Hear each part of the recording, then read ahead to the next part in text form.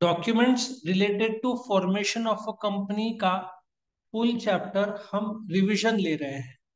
ये चैप्टर का रेलेवेंस है कि मेमोरेंडम का क्वेश्चन बड़ा 8 मार्क का आता है। आर्टिकल्स नॉर्मली शॉर्ट नोट में आएगा, प्रोस्पेक्टस शॉर्ट नोट में आएगा और डिस्टिंक्शन मेमोरेंडम आर्टिकल्स का 10 में से 9 पेपर में आता है। तो इसको समझने के लिए, documents related to formation of company जानने के लिए हमको समझना पड़ेगा कि जो कंपनी है उसके बारे में। Now tell me, do you agree company एक रजिस्टर्ड संस्था है? कंपनी का रजिस्ट्रेशन कौन करता है? रजिस्ट्रार। हर स्टेट में एक एक रजिस्ट्रार। महाराष्ट्र तमिलनाडु में 2 रजिस्ट्रार, क्योंकि कंपनीज ज्यादा हैं। इंडिया में 12 लाख कंपनीज है। प्रमोटर्स को आइडिया आता है कंपनी शुरू करने के लिए, तो वो रजिस्ट्रेशन के लिए किसके पास जाएंगे? रजिस्ट्रार के पास जाएंगे। तुम्हारे 11th के एडमिशन के लिए तुमको कौन सा फॉर्म लगा? 10th का मार्कशीट, स्कूल से हक अलावा लिविंग सर्टिफिकेट की जाओ, फिर आधार कार्ड, ऑनलाइन फॉर्म, और तुम खुद गए। ठीक है। तो उसी प्रकार से कंपनी को रजिस्ट्रेशन के लिए प्रमोटर्स को बहुत सारे डॉक्यूमेंट्स देने होते हैं, बट उसमें से सबसे इंपॉर्टेंट 2 डॉक्यूमेंट्स है। एक को बोलते हैं मेमोरेंडम ऑफ एसोसिएशन। ठीक है। मेमोरेंडम ऑफ एसोसिएशन ये एक रजिस्ट्रेशन का सबसे इंपॉर्टेंट डॉक्यूमेंट है। और दूसरा डॉक्यूमेंट होता है आर्टिकल्स ऑफ एसोसिएशन। ठीक है। आर्टिकल्स ऑफ एसोसिएशन, ये 2 मेन डॉक्यूमेंट्स है to get the company registered. Now ये डॉक्यूमेंट मैं जब एक्सप्लेन करूंगा, मैं आपको रिलायंस इंडस्ट्रीज लिमिटेड का मेमोरेंडम आर्टिकल्स भी दिखाऊंगा, जिससे आपको समझ में आए। नाउ जब ये प्रमोटर्स ये और दूसरे डॉक्यूमेंट सबमिट करेंगे to the registrar, registrar once ही सेटिस्फाइड कि सब डॉक्यूमेंट बराबर है, वो क्या इशू करेगा? Certificate of incorporation. तुम्हारा जैसे बर्थ सर्टिफिकेट होता है, वैसे रजिस्ट्रार कौन सा सर्टिफिकेट इशू करता है? सर्टिफिकेट ऑफ इनकॉर्पोरेशन, कंपनी का बर्थ सर्टिफिकेट होता है। जिस तारीख को सर्टिफिकेट ऑफ इनकॉर्पोरेशन दिया, वो ऑफिशियली कंपनी का जन्म तारीख माना जाएगा। ठीक है। तो अभी हम डिस्कस करते हैं मेमोरेंडम ऑफ एसोसिएशन के बारे में। नाउ कंपनी को 2 डॉक्यूमेंट सबमिट करना पड़ता है। कौन से 2? मेमोरेंडम और आर्टिकल्स। अब मैं क्या करूंगा कि आपको बताता हूं कि मेमोरेंडम क्या होता है। नाउ सबसे पहले तो इसका सेक्शन क्या है? 2 सबसेक्शन 56। नाउ AK-56 पता है? पता है क्या? तो इसको याद रखने के लिए मेमोरेंडम का सेक्शन इज 2 सबसेक्शन 56, AK-56। सब डेफिनेशन 2 में होता है। नाउ एक बात बताओ, तुमको जॉब के लिए अप्लाई करना है तो तुम क्या बोलोगे? तुम्हारा नाम, तुम्हारा पता, तुम्हारा उद्देश्य, बराबर है। सो मेमोरेंडम ऑफ एसोसिएशन एक प्रकार से कंपनी का बायोडेटा है। उसमें कंपनी का नाम रहता है, एड्रेस रहता है जिसको रजिस्टर्ड ऑफिस बोलते हैं, उद्देश्य रहता है जिसको ऑब्जेक्ट बोलते हैं, कितने रकम से शुरू हो रहा है उसको रजिस्टर्ड ऑफिस क्लॉज बोलते हैं।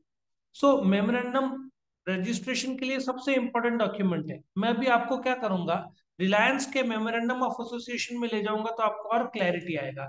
ये देख लेना, रिलायंस का मेमोरेंडम ऑफ एसोसिएशन अभी मैं आपको बता देता हूँ। ठीक है। ये रिलायंस का मेमोरेंडम ऑफ एसोसिएशन अभी आपके सामने में प्रेजेंट कर रहा हूँ। ठीक है। इससे आपको पूरा क्लियर हो जाएगा। ये रहा रिलायंस का मेमोरेंडम ऑफ एसोसिएशन, ये रहा आपके सामने।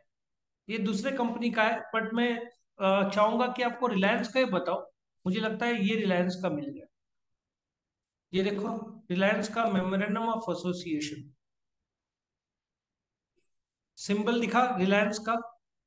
ठीक है। अभी एक चीज नोट करो, ये जो क्या होता है मैं आपको बता रहा हूँ रिलायंस का। नाउ सब डॉक्यूमेंट्स बराबर है तो सर्टिफ क्या रजिस्ट्रार क्या देगा? सर्टिफिकेट ऑफ इनकॉर्पोरेशन देगा। ठीक है।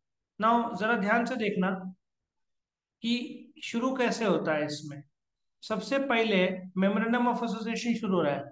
इसमें देखो क्या दिख रहा है? कंपनी का नाम दिख रहा है, कंपनी का registered office state of Maharashtra, company का ऑब्जेक्ट किस उद्देश्य से शुरू हुआ है, ये सब आप नोट कर रहे होंगे। मेमोरेंडम ऑफ एसोसिएशन नंबरिंग किया हुआ है, डिवाइडेड इनटू पैराग्राफ्स है, हर एक पैराग्राफ को सीरियली नंबर किया हुआ है।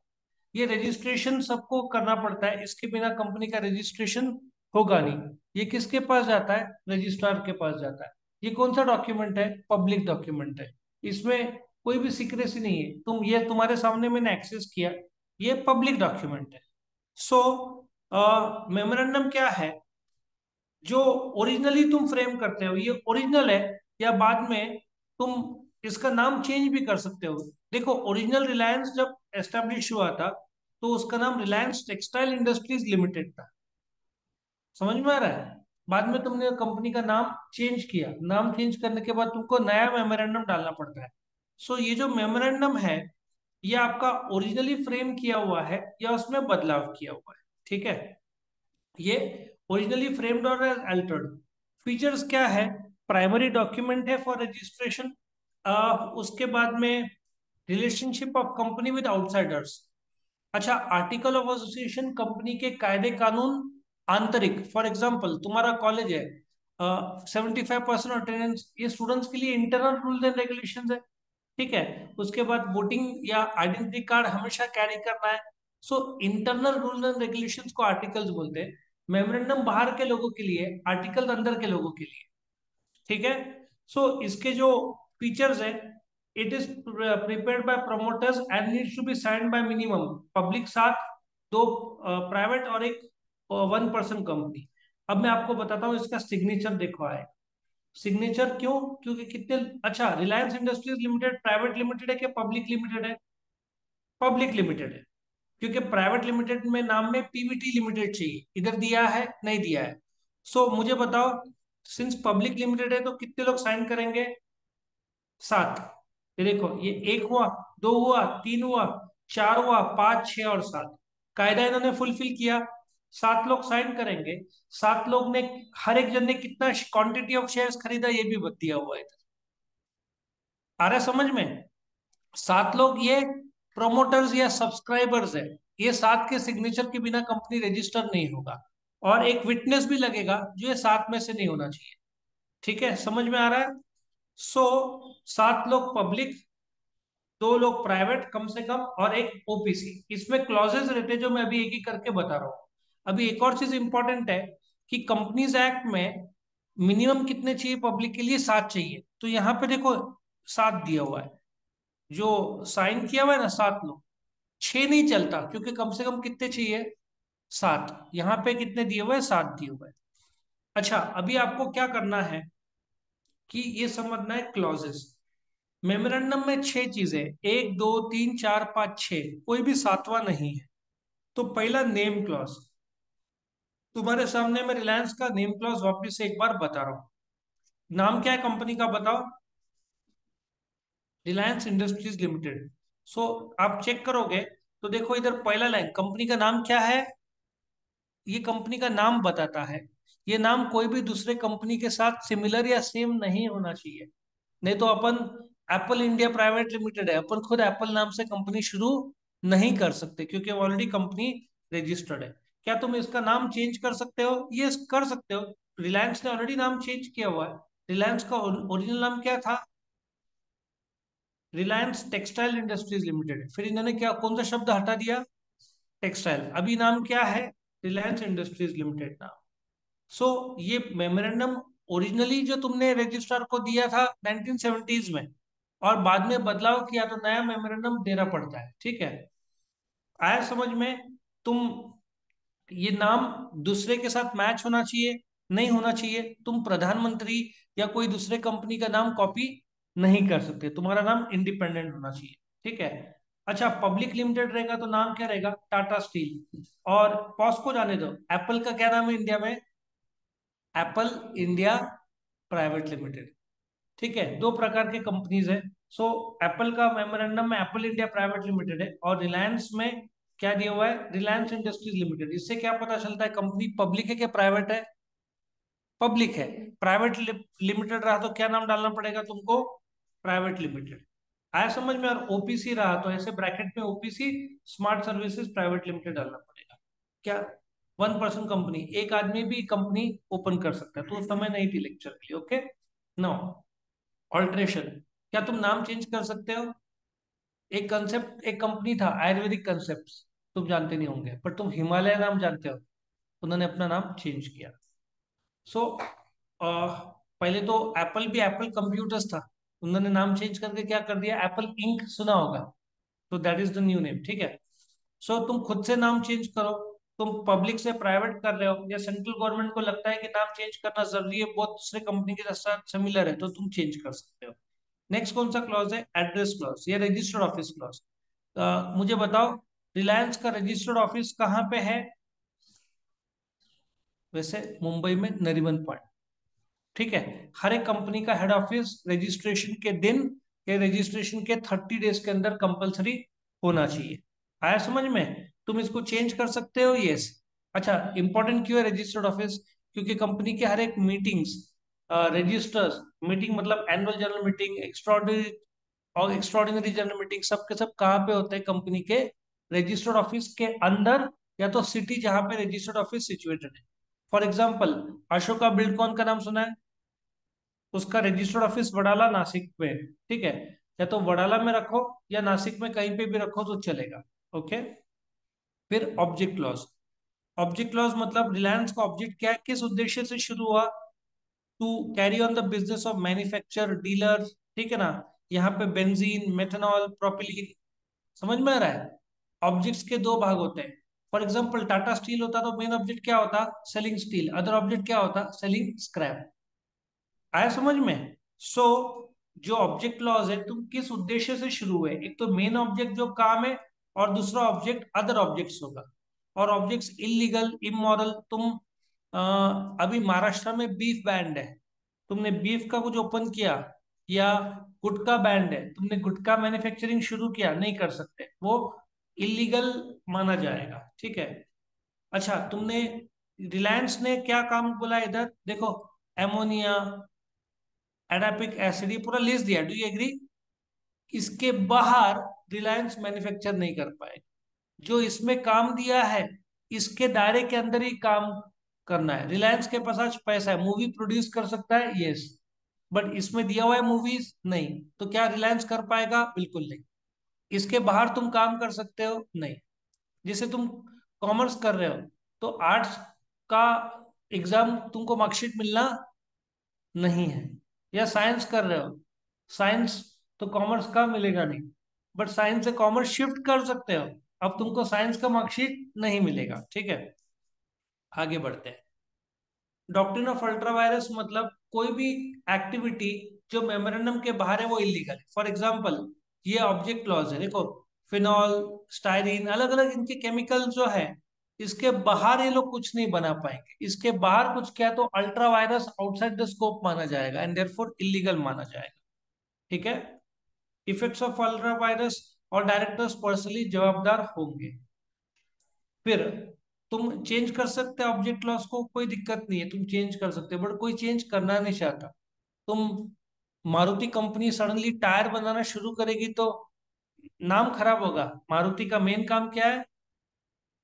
गाड़ियां बनाना, कार्स बनाना, टू व्हीलर में भी काम मारुति है। ठीक है ना? तो उनका ऑब्जेक्ट क्लॉज क्या है? Selling automobiles. आज उनके पास 16 से नए दो मॉडल लॉन्च किए, मतलब 18 मॉडल्स होगा, 2.5 करोड़ कार बेचे, 15 लाख साल में बेचते हैं गाड़ियां। Liability clause. अभी लायबिलिटी क्लॉज एक्सप्लेन करने के लिए पहले मैं बता दूं लायबिलिटी होता क्या है। ठीक है। एक शेयर का कीमत है सपोजिटली 10 रुपया। कंपनी तुमसे स्टार्टिंग में बोलती है आज सिर्फ 6 रुपया पे करो, जब मांगेंगे तभी 4 रुपया पे करना। तुमने 4 रुपया पे नहीं किया है, कंपनी घाटे में चली जाती है, कंपनी को 7 रुपीज का घाटा होता है। कम कंपनी ज्यादा से ज्यादा तुमसे कितना मांग सकती है? ये 4, क्योंकि ये अनपेड है। अच्छा, तुमने ये 4 रुपया पे किया, तुमने पूरा 10 रुपया पे किया, अभी कंपनी को वापस अगला साल आता है, 5 रुपया पर शेयर घाटा होता है, तुमसे कितना मांगेगी? 0, क्योंकि तुमने पूरा का पूरा शेयर पे कर दिया। तो तुम्हारा लायबिलिटी क्या है? लिमिटेड है। अब रिलायंस का जो लायबिलिटी है वो देखते हैं क्या है। रिलायंस का लायबिलिटी क्लॉज भी रहेगा, ठीक है। तो उसमें क्लियर दिया रहता है कि लायबिलिटी क्या है, limited.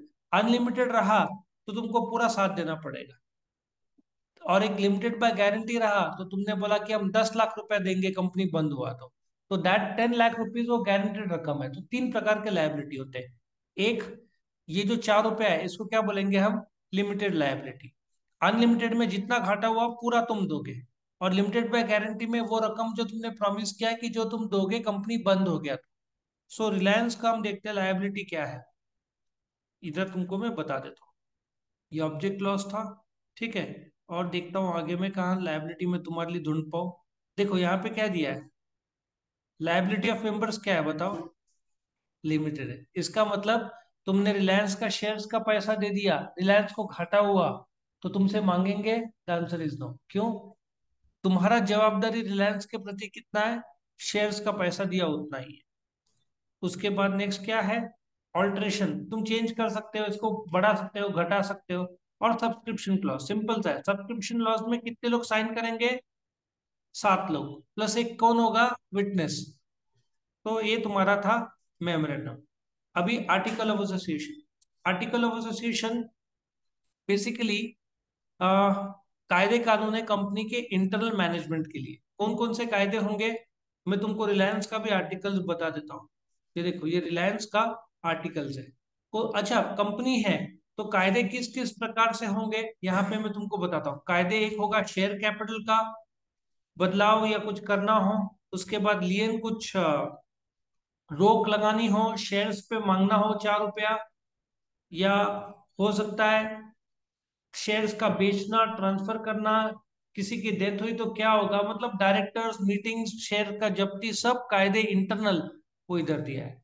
So what is article of association, it is rules and regulations for the internal management of the company.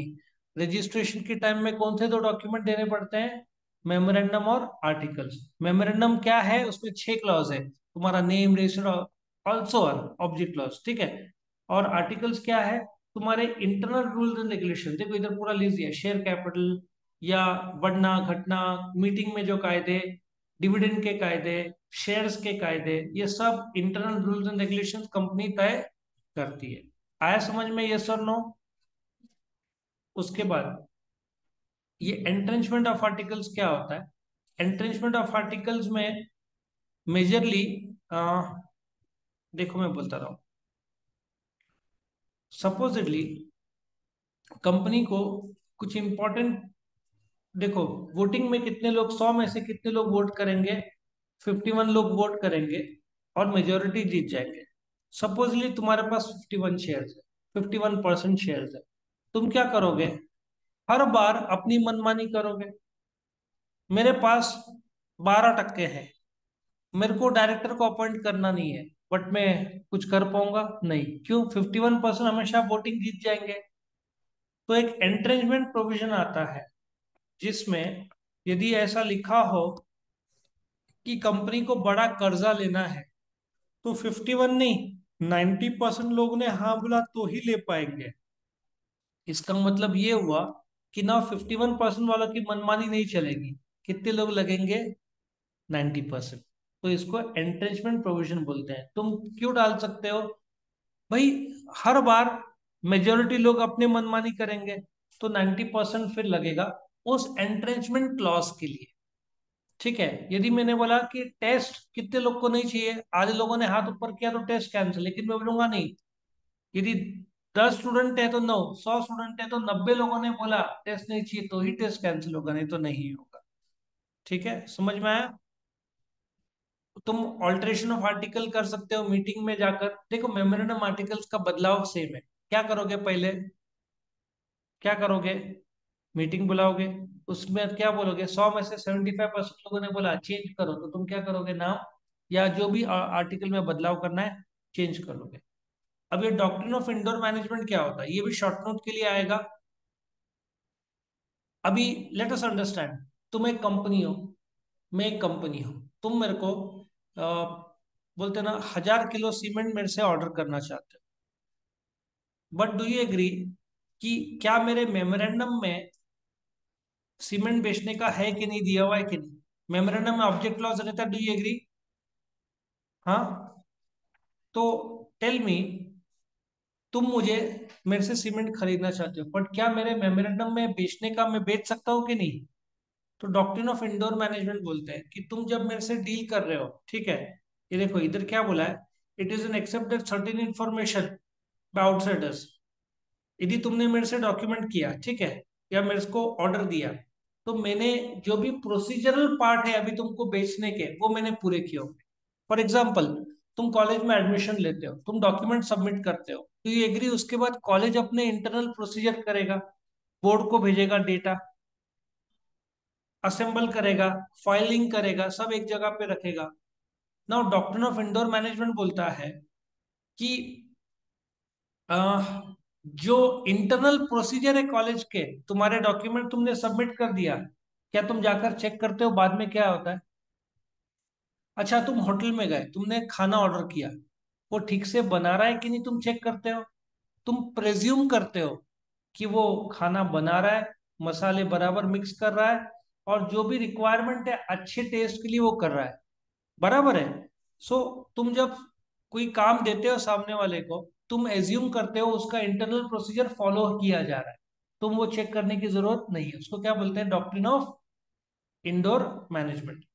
Prospectus, simple सी भाषा में प्रोस्पेक्टस क्या होता है, let us take one example तो you will understand. Now supposedly company registered हो चुकी है, ठीक है। नाउ सुला का ले लूं, मैं एक सुला का एग्जांपल लेता हूँ लाइव, तो आपको एकदम क्लियर हो जाएगा। सुला विनेयार्ड्स, सुला ने क्या लाया था? शेयर्स लाया था। सुला सुना है ना, अरे वाइन की कंपनी, तुमको पता होना चाहिए। Test, red wine, white wine, कौन सा वाइन पसंद है भाई? कौन सा वाइन? नहीं, तू तो नींबू पानी वाला आदमी है, तो ऐसे भी करेगा। देखो, अभी सुला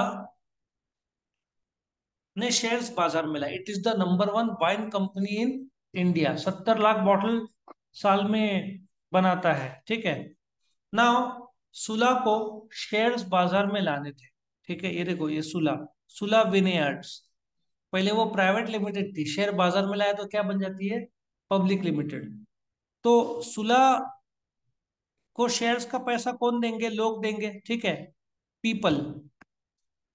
बट तुमने कॉलेज में एडमिशन के लिए कोई तो फॉर्म भरा होगा, तो शेयर्स खरीदने के लिए कोई तो फॉर्म भरना पड़ेगा। तो सुला वो जो फॉर्म इशू करेगा, लोगों को बोलेगा कि शेयर्स खरीदो, उसको क्या बोलते हैं? प्रोस्पेक्टस। यहाँ देखो, दिसंबर 12 से 14 तारीख को उन्होंने शेयर्स इशू किया था, 3 दिन ओपन रहता है ये, उसमें लोग प्रोस्पेक्टस इशू करते हैं, और फिर तुमको शेयर्स मिलता है, उसको अलॉटमेंट बोलते हैं। सो जो सुला ने जब बाजार में शेयर्स लाए, तो कौन से डॉक्यूमेंट के थ्रू लाए? तो उसको बोलते हैं प्रोस्पेक्टस। प्रोस्पेक्टस एक ऐसा डॉक्यूमेंट है जो पब्लिक में शेयर्स के लिए लाया जाता है, ठीक है। इसमें अलग अलग प्रकार के प्रोस्पेक्टस है। एब्रिज प्रोस्पेक्टस शॉर्ट में दिया रहता है। अब प्रोस्पेक्टस के अलग अलग प्रकार के प्रोस्पेक्टस होते हैं। एब्रिज मतलब छोटा। एक होता है शेल्फ प्रोस्पेक्टस। अभी let us take an example, वापिस से मैं सुलह में आता हूँ। सुलह को शेयर्स का पैसा चाहिए, लेकिन साल में 1 या 2 बार चाहिए। तो वो क्या करेगा? एक ऐसा प्रोस्पेक्टस लाएगा जिसको शेल्फ प्रोस्पेक्टस बोलते हैं, ठीक है। शेल्फ प्रोस्पेक्टस में होता क्या है? सपोजली 1/1/2023 को लाया, और ये वैलिड रहेगा 1 साल तक। मतलब वो वाली बात है, सुला ने रिचार्ज कराया। कितने का रिचार्ज आता है अभी साल का? 2 GB का पैक का रिचार्ज का कितना पड़ता है? हाँ बेटा, मैं साल की बात कर रहा हूँ, महीने की बात नहीं कर रहा। तुमको ये भी नॉलेज नहीं है? चलो, लेट अस एज्यूम 2799 है, राइट? ये साल का रिचार्ज का वैल्यू। अब उसको क्या बीच में रिचार्ज करने की जरूरत है? लेकिन उसको एक्स्ट्रा हर रोज का कितना मिल रहा है? 2 GB। लेकिन पढ़ाई बहुत किया, 2 GB की वीडियोस देखे बेटा पढ़ाई की, और खत्म हो गया। तो तुम 51 रुपीज देकर कितने जीबी, 6 GB कुछ खरीद सकते हो, या तीन? 3 या 6? कितना? हाँ, तू बेटा 25 का 2 GB लेंगे अपन तेरे लिए, पढ़ाई तू करना चाहती है। कितने का? 25 रुपीज में 2 GB लिया, एक्स्ट्रा तुमको स्टडीज करना है, जो अपने फुल चैप्टर एक्सरसाइज आंसर्स है ना, और ये तो मैं एक साथ पूरा चैप्टर ले रहा हूँ, इंडिविजुअल वीडियोस भी बनाए, तुमको इंडिविजुअल वीडियोस भी देखना है, क्योंकि बेटा तुम ज्ञान के पुजारी हो, तुमको ज्ञान हासिल करना है। तो 25 रुपीज का कोई दिक्कत नहीं है, वो लोग कर लेंगे, क्योंकि वैलिडिटी तो पूरा 1 साल तक है। तेरा तो अनलिमिटेड प्लान है। हाँ, लेकिन बेटा मेरा 3 GB का प्लान है, 2 या 3 GB का, लेकिन मेरा भी खत्म हो जाता है तो मुझे कभी कभार करना पड़ता है। तेरा तो बेटा जिंदगी अनलिमिटेड है, तेरा खत्म ही नहीं होता है ना। तू बेटा तू बिल्कुल मोबाइल में टाइम वेस्ट नहीं करता, तू सिर्फ पढ़ाई में ध्यान देता है, इसलिए तेरा खत्म होता है ना। भगवान और पढ़ाई, बस तेरे जीवन में 2 ही चीज है बेटा। हाँ, तो हम लोग जो आम इंसान है, कॉमन मैन जिसको बोलते हैं, ठीक है, तू तो लेजेंड है हमारा। नहीं बेटा, तू मेरा लेजेंड स्टूडेंट है। और आज तू टाइम में आया, मेरे आंखों से आंसू आ गए, इतना टाइम में आया तू, है ना। तो 25 रुपीज जो है तेरा, तुम कराते हो वो वैलिड है ना। सो सुलह को जब जब पैसा चाहिए बीच में वो उठा सकता है, बस उसको रजिस्ट्रार को एक डॉक्यूमेंट फाइल करना पड़ेगा, इंफॉर्मेशन मेमोरेंडम। मतलब इन शॉर्ट, ये तुम्हारा वैलिडिटी, वो तुम्हारा क्या बोलते हैं, मेरे पास कौन सा है, ये वायरस एंटीवायरस का कौन सा है, क्विक हिल। क्विक हिल कितने 1 साल का है, ठीक है। सो बीच में वो चालू रहेगा, कोई दिक्कत नहीं। सो 1 साल का वैलिडिटी है, बीच में जब भी मुझे एक्स्ट्रा कुछ चाहिए पैसा, तो सुलह पब्लिक में इश्यू कर सकता है उसको। बार बार प्रोस्पेक्टस फाइल करने की जरूरत नहीं है, सिर्फ एक एक्स्ट्रा 2 4 इंफॉर्मेशन मेमोरेंडम फाइल करो, 2 4 10 पेज का, और वो पैसा ले सकता है। सो उसको शेल्फ प्रोस्पेक्टस बोलते हैं, पूरे साल के लिए वैलिड रहता है ये। Red herring prospectus, red herring prospectus तो अभी मैंने बताया। ये देखो, कितने तारीख के, 12 से 14, फेस वैल्यू कितना, शेयर का दाम 2 रुपया। अभी इन लोगों ने कितना दाम रखा है, 340 और 357। ऐसा सोचो, तुमको एक ड्रेस खरीदना है, दुकान वाला बोलता है मिनिमम प्राइस 340, मैक्सिमम प्राइस 357। अब तुमको बोली लगानी है, और दुकान वाला बोलेगा ये बोली मैं स्वीकारूंगा। आ रहा है समझ में। सो रेड हेरिंग प्रोस्पेक्टस से सब 12th में ज्यादा डिटेल में, फिलहाल इतना समझो कि रेड हेरिंग में 2 प्राइसेस दिए जाते हैं। इसको फ्लोर प्राइस बोलते हैं, इसको सीलिंग प्राइस बोलते हैं। तुमने कोट किया 357, ठीक है। उसके बाद कंपनी, देखो ये इस तारीख को ओपन हुआ है, ये 2 प्राइसेस दिए हुए हैं, मिनिमम प्राइस और मैक्सिमम प्राइस। तुम कोट करोगे, बाई चांस कंपनी ने बाद में प्राइस ठहराया 357, तो तुमको शेयर मिल जाएगा। आया समझ में। तो 2 प्राइस होते हैं, लोग बोली लगाते हैं। जैसे अपन भाजी लेने जाते हैं ना, वो बोलता है 20 रुपया, तुम नहीं, वो बोलता है 30 रुपया, तुम बोलते हो 10 रुपया, लास्ट में डील फाइनलाइज होता है 20 रुपये में। तो वंस सुलह रेट अपना फाइनलाइज करेगा, वो रेट्स वैलिड रहेगा।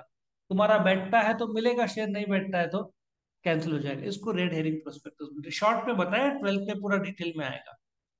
शेयर्स खरीदने के लिए रेड हेरिंग प्रोस्पेक्टस आजकल मेजोरिटी कंपनीज इश्यू करते हैं। लेटर ऑफ ऑफर क्या होता है, अभी सपोजिटली तुम सुलह के ये हो, शेयर होल्डर बन गए, ठीक है। तुम, ये सुलह है, और ये तुम हो, तुम्हारा फोटो ही बनाता हूं मैं। ये तुम हो, बड़े खुशी है तुमको, तुम सुलह के शेयर होल्डर हो, थोड़ा राइट रेड वाइन भी पीने को मिलता है। तो तुम्हारे पास 1000 शेयर है सुलह के। अब सुलह को एक्सपांड करना है, ऐसे ऐसे सोचो। सुलह सोचता है वाइन क्यों, मैं विस्की एंटर करूं। क्या, ये सर पे खोपड़ा स्पाइक है ना बेटा, तो स्पाइक करने वाला है, बाजू से अपन तेरे बाल उड़ा देंगे और इसे स्पाइक करेंगे। 1000 शेयर्स का तू मालिक है बेटा, 3.5 लाख रुपए के शेयर है तेरे पास। सुलह को एक और फैक्ट्री डालना है, लेकिन और पैसों की जरूरत है। तो वो तुझे ऑफर डालेगा, will you buy 1000 more shares, तो that is letter of offer. तू हाँ बोलता है तो तुझे पे करना पड़ेगा 1000 मल्टीप्लाई बाय जो भी दाम में उन्होंने इशू किया। इसको लेटर ऑफ ऑफर बोलते हैं। और तेरा हक है पहले ऑफर, मतलब if you are a student of BYK college, BYK college 12th के बाद पहले किसको प्रायोरिटी देगा, उनके स्टूडेंट्स को। तो तुमको पहले ऑफर मिलेगा, नया पैसा चाहिए तो पहले एग्जिस्टिंग शेयर होल्डर को ऑफर डालते हैं, उसको लेटर ऑफ ऑफर बोलते हैं। अभी ऑफर लेटर, रिलायंस ने 2.5 लाख करोड़ का कर्जा लिया था जियो के लिए, फिर उनको जब पैसों की जरूरत पड़ी तो उन्होंने इन्वेस्टर ढूंढे। तो इन्वेस्टर में कौन आया, गूगल, फेसबुक, ऐसा। तो सबको ऑफर लेटर देके शेयर्स दिया रहेगा, इसको प्राइवेट प्लेसमेंट बोलते हैं, ठीक है। ये सब 12th में है। और प्रोस्पेक्टस में क्या क्या कंटेंट होगा, कंपनी का नाम, डायरेक्टर्स कौन कौन है, पिछले कुछ सालों का प्रॉफिट, कोई कोर्ट केस चल रहा है कि नहीं, कौन से रिस्क फैक्टर्स है, और डिक्लेरेशन देना पड़ेगा कि कंपनीज एक्ट से भी सबके कायदे उन्होंने फॉलो किए हैं। आया समझ में? इनको पब्लिक के लिए इश्यू करना पड़ेगा। ये सब 12th में है एक्चुअली। और तुमने माना नहीं, कुछ गलती किया प्रोस्पेक्टस में, 50,000 कम से कम और 3 लाख का फाइन, और पता चला प्रोस्पेक्टस में जानबूझकर झूठ बोला है, तो भाई 3 साल की कैद, 3 साल जेल की सजा होगी। पता चला कि तुमने जानबूझकर कुछ फ्रॉड किया है, तो प्रोस्पेक्टस में भाई डायरेक्टर मजाक से साइन नहीं करते, जेल हो सकती है। आया समझ में? फंसाने का काम नहीं कर सकते। मिस स्टेटमेंट, वही कुछ गलती किया तो दो लायबिलिटीज लागू होते हैं, सिविल, तुम्हारे पास कोर्ट केस हो सकता है, क्रिमिनल डायरेक्टर्स अरेस्ट हो सकते हैं। तो बहुत संभाल के प्रोस्पेक्टस बनाया जाता है। और लास्ट में फर्क क्या है मेमोरेंडम आर्टिकल्स में? ये कंपनी का एम्स और ऑब्जेक्टिव्स बोलता है, ये इंटरनल रूल्स एंड रेगुलेशंस है, ये प्राइमरी डॉक्यूमेंट है, ये सेकेंडरी डॉक्यूमेंट है। जैसे आधार कार्ड सेकेंडरी है, प्राइमरी तुम्हारा स्कूल मार्कशीट और लिविंग सर्टिफिकेट है। आए समझ में? आधार कार्ड तो बात की बात है। फिर स्कोप, ये कंपनी के ऑब्जेक्ट क्लॉज बताता है किस दायरे में काम करना है, ये इंटरनल रूल्स एंड रेगुलेशन बताता है। दोनों में झगड़ा हुआ तो मेमोरेंडम सुपीरियर है, क्योंकि ये प्राइमरी है, ये सेकेंडरी डॉक्यूमेंट है। मेमोरेंडम बताता है कौन कौन से रेंज ऑफ एक्टिविटीज है, ये रूल्स एंड रेगुलेशंस बताता है। ये बाहर के लोगों के लिए, कंपनी के इंटरनल लोगों के लिए। मेमोरेंडम कंपनीज एक्ट के बाहर, मेमोरेंडम के एक्ट दायरे के कोई भी बाहर इलीगल एक्टिविटी होता है। आर्टिकल्स के दायरे के बाहर है बट मेमोरेंडम के अंदर है, तो उसको लीगल वैलिडिटी किया जा सकता है। मेमोरेंडम को ऑल्टर करना थोड़ा कॉम्प्लिकेटेड ज्यादा है, आर्टिकल्स को आसानी से तुम चेंज कर सकते हो। और इसका फुल चैप्टर एक्सरसाइज आंसर्स का मैंने अलग से वीडियो बनाया है, जिसमें पूरे ऑब्जेक्टिव्स एक एक करके एक्सप्लेन किया है। कुछ किसी को कुछ एक्स्ट्रा वीडियोस चाहिए तो कमेंट सेक्शन में डाल देना। अभी कुछ डाउट है किसी का? भर भर के नॉलेज है तुम्हारे पास, डाउट ही नहीं बेटा। तो यहाँ पे ये फुल चैप्टर का एक्सप्लेनेशन और रिवीजन खत्म होता है।